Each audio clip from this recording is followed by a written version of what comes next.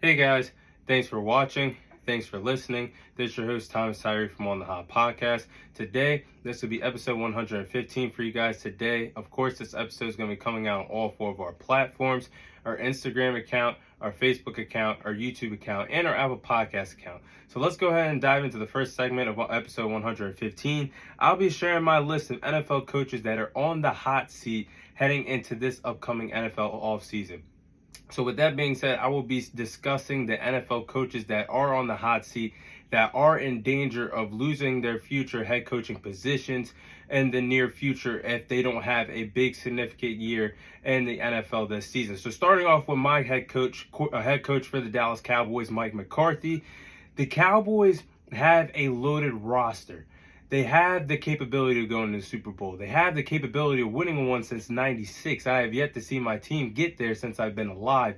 The Cowboys have everything stacked from top to bottom roster-wise. You have the quarterback. You have the running back group. Tony Pollard, Deuce Vaughn, and company. You have the wide receiver group of CeeDee Lamb, Brandon Cooks, Michael Gallup. Offensive line is not going to be an issue, especially after re-signing Zach Martin to a new contract. He will be back in camp. I keep going on and on. The defense is loaded from top to bottom. Defensive line, linebackers, DBs, corners, safeties. We have it all. But the Cowboys will go as far as quarterback Dak Prescott, and as far as Mike McCarthy will take them this upcoming NFL season. And I have to give it to Mike McCarthy. Even though he's nothing more than, he's just a slight, in my opinion, he's a slight upgrade from Jason Garrett, which was once upon a time Jerry Jones' long-lost son and his longtime puppet. Mike McCarthy is the same way and barely has a say in any of the Cowboys' decisions as far as I'm concerned, as long as Jerry Jones owns the team. But all jokes aside, I do have to give Mike McCarthy his credit, his due, because what he's done with the Cowboys the last 2 years, he has coached this team to two back-to-back 12-5 seasons and winning a playoff game, sending Tom Brady and company into retirement last year. So I do like what I've seen from Mike McCarthy in his first 3 seasons with the Dallas Cowboys. And let's be honest, though, I'm giving him his credits for that, going 12-5 back-to-back years. But he's been carried by his talented coordinators by his side since he stepped foot in Dallas. Former offensive coordinator Kellen Moore helped the Dallas Cowboys become one of the top 5 offense for some consecutive years in Dallas before departing, and now he's the offense coordinator for the Los Angeles Chargers. Dan Quinn, a defensive mastermind, one of the best in the NFL in terms of defensive minds. He's been carrying the load as well, so I think he's been carried by some talented coordinators this year, and Kellen Moore and Dan Quinn since he's been with the Dallas Cowboys. And this is the thing. It was the Cowboys organization that went ahead and decided Kellen Moore to go, which I agree with. I do believe that the offense got stale at times, a little lethargic, couldn't mix it up at times, but they decided to go in a different direction and went with Mike McCarthy calling plays now. Kellen Moore, like I just mentioned, will be going to Los Angeles this year to be the offense coordinator for the Chargers. Now Mike McCarthy steps in and will be calling the plays for the Dallas Cowboys, which is kind of concerning, considering the fact that Mike McCarthy has yet to call offensive plays since 2008, 2009. It's been quite some time since he's been an offensive play caller, since he's been calling plays. And the one time that I ever saw him call a play in Dallas, we saw back in the 2021 wildcard game against the 49ers. Dak Prescott, 13 seconds to go, had that really questionable quarterback sneak, had no timeouts remaining. I'm just scared because this offense has potential. They have Dak Prescott. They have Tony Pollard. They have Deuce Vaughn. They have CeeDee Lamb, Michael Gallup, Brandon Cook. Tight ends not going to be a concern for me. I think the group of Jake Ferguson and company is going to be really good, considering the fact that Dalton Schultz isn't in town. So if Mike McCarthy can't be an effective offensive play caller, if he can't help the Cowboys at least get to the NFC Championship this year, by any means, you might as well go ahead and replace him. I think Mike McCarthy is definitely on the hot seat. He's one of my coaches on the hot seat. Next head coach, Ron Rivera for the Washington Commanders. Ron Rivera has not accomplished anything since coming to DC back in 2020. He's been there for the last 3 years and has yet to really accomplish anything with the Washington Commanders. He's went 22, 27 and 1 as the head coach for the Washington Commanders since coming there in 2020. His best season actually went down in 2020 when the Washington Commanders went on to win that division at 7-9, winning the NFC least, winning the worst division of football. And they didn't capitalize. They didn't win a playoff game. So that's Ron Rivera's biggest accomplishment since being in DC for the last 3 years. As a defensive head coach, his defense, with the way how you're a defensive-minded guy, I expect the defense to be top-notch, at the top of the food chain in the NFL. And they were a top 5 defense in 2020. But since then, that defense has taken a drastic downward spiral since then, and they have not been a top 15, top 20 defense for the last few years. New ownership. Now that the ownership is changing, we might see the Commanders go back to the name of the Redskins. We might see the Commanders move to Virginia or a different state.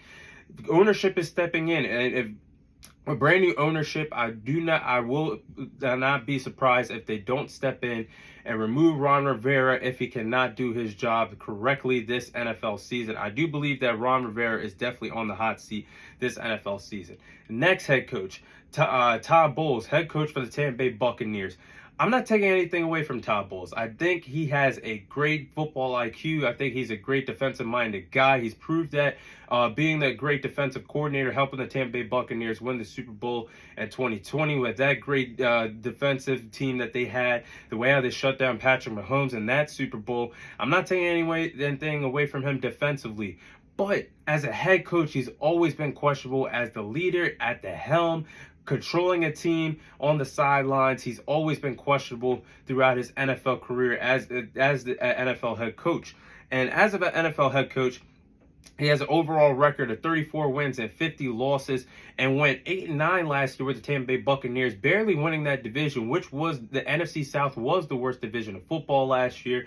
Luckily, if you win your division, you get to host a playoff game, because by any means they would have been the 7th seed. And the final seed that got in if that wasn't the case. So the team looked flat from what I saw last year. First year with Todd Bowles coaching the team, they looked very flat, got dominated and destroyed by the Dallas Cowboys in the wild card game. This team had the same amount of pieces that they had that won a Super Bowl years ago. That's a concern to me, a red flag. And now that Tom Brady is officially retired, you're going to have a new quarterback at the helm after going 8-9 last year. You're got to go with either Baker Mayfield, who has yet to prove that he is a commodity in the NFL, former first overall pick in the 2018 draft, or you got to go with a Kyle Trask that you really don't know nothing about, that's been sitting on the pine since he's been drafted in the NFL.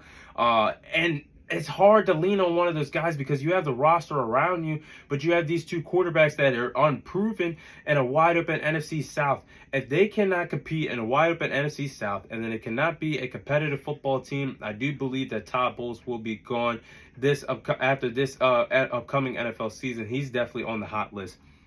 And the final coach that I will mention that's on the hot list is Dennis Allen, head coach for the New Orleans Saints. I do believe that this team has not been the same since Drew Brees retired a few years ago, since Sean Payton took a hiatus away from the team, which led to him being traded to the Denver Broncos.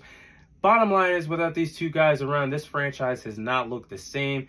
They lack confidence. They don't lack the championship pedigree that they once had when those two guys were in the building in the city of New Orleans. So the team last year, the Saints went 7-10 overall last year. And yes, they might have the excuse of not having a quarterback at the helm that can help them take the next step, get over the hump, and possibly win the NFC South last year. I understand they went through the carousel of Andy Dalton. I understand they had Jameson Winston in the mix and Taysom Hill, who even switched over to the tight end position as well. So you get a massive upgrade at the quarterback position, and Derek Carr, someone that has proven in the NFL that he is a good guy, someone that you could build your roster around, because they still have the pieces around on both sides of the ball, offensively and defensively, to do things this upcoming NFL season and potentially win the NFC South. On offense, they have guys like Derek Carr at the quarterback position, Alvin Kamara in the backfield, who only be suspended for a 2-game suspension after his missed. I should say. I won't say the word I want to say, but after the bad things that he did off the field, only 2 games being suspended. Jamal Williams in the backfield as well, good backup running back that they signed in the offseason. They have Chris Olave, Michael Thomas coming back. He could be a threat if healthy. I like the mix that they have on offense to score points as well. Defense, they have Cameron Jordan, Demario Davis, who I do believe is one of the most underrated linebackers in the game of football. They have the Honey Badger, Tyrann Mathieu at the safety position, tag teaming up with Marcus May back there. And they also have their key corner in Marshawn Lattimore. So I do believe in the NFC conference that I keep comparing the AFC to the NFC. If you guys have been following the podcast, I've said the AFC this upcoming NFL season is the varsity of NFL. And I've said the NFC is the JV of NFL because the NFC is going to be so weak. I do believe that the Saints should be in the mix with the top teams that I can name off the top of my head that I know they're going to be competitive in the NFC. Talking about the San Francisco 49ers, the Philadelphia Eagles, the Dallas Cowboys. Those are the only proven teams that will be a threat. The rest of the conference is wide open. So if Dennis Allen cannot help the New Orleans Saints become a threat in the NFC this year, potentially win the NFC South, I do believe that he should be getting the boot and he will be removed from his head coaching duties in New Orleans. But those are the following NFL head coaches that I do believe will be on the hot seat this upcoming NFL season.